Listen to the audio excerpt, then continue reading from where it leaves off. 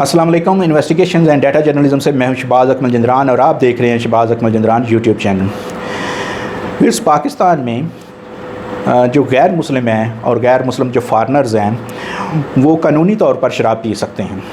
देखिए, exercise act है 1914 को 1914 का ये एक्साइज़ एक्ट जो है वो पाकिस्तान में बसने वाले गैर मुस्लिम अक़लीतों को ये राइट देता है कि वो शराब पी लें। हालांकि पाकिस्तान के कानून, पाकिस्तान का आइन और पाकिस्तान का मज़हब जो इस्लामी मज़हब जो सरकारी मज़हब है वो इस्लाम है, और इस्लाम जो है वो हर मुसलमान को मना करता है शराब पीने से, बेचने से, बनाने से, रखने से, हर तरह से वो मना करता है। लेकिन दूसरी तरफ इस्लाम जो है वो अक़लीतों को आज़ादी देता है, रहने की, जीने की और अपने मज़हब की तरवीज की आज़ादी देता है।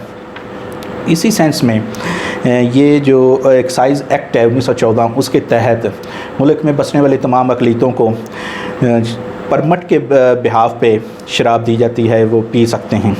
लेकिन मैं आपको बताता चलूँ कि 1914 का ये एक्ट है, लेकिन कोरोना वायरस की वजह से करीब 100 साल बाद या 100 साल से भी 6 साल ज़ायद हो चुके हैं, पाकिस्तान में पहली बार सरकारी सतह पर शराब बंद कर दी गई। शराब की फ़रोख्त बंद है।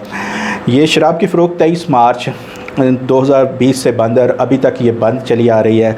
मैं आपको बताता चलूँ कि पंजाब की मैं बात कर रहा हूँ। पंजाब में मजमूई तौर पर जो होटल हैं वो 9 होटल हैं जो शराब बेचने का लाइसेंस रखते हैं। L2 का लाइसेंस उसे कहते हैं। L2 का लाइसेंस पंजाब में सिर्फ होटल्स के पास है और किसी आम शख्स के पास नहीं है।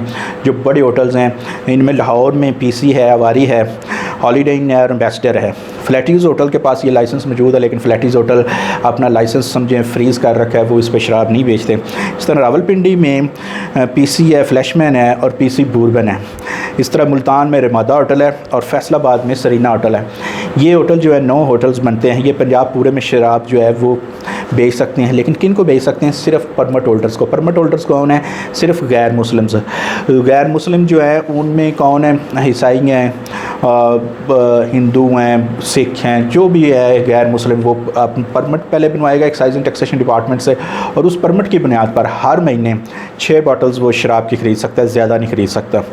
इस तरह अगर कोई फॉरनर आता है पाकिस्तान में तो वो एक आर्जी उसे आर्जी परमिट जारी किया जाता है, जिसकी बेस पे वो जब तक वो पाकिस्तान जितने दिन रहता है वो इसी तरह वो शराब जो है वो पी सकता है, क्योंकि उसके मज़हब में शराब की इजाज़त होती है।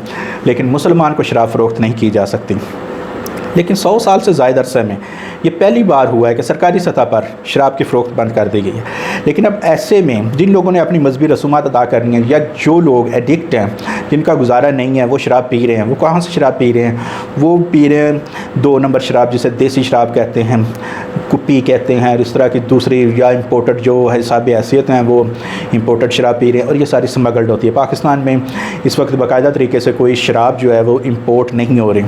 जो स्मगल्ड शराब है वो पी रहे हैं जो साहिब हैसियत हैं, और जो साहिब हैसियत नहीं है वो ऐसे ही जो देसी जो बट्टियाँ बनी होती हैं और वहाँ से पी रहे हैं, और उसी वजह से अमवात भी हो रही हैं। पिछले दिनों मैं एक रिपोर्ट देख रहा था जिसके मुताबिक शराब जो जहरीली शराब पीने से पहले की निस्बत अब जब से ये पाबंदी आई है कोरोना की वजह से, तो मजमूई तौर पर 20 से 25% इजाफा हुआ है अमवात में।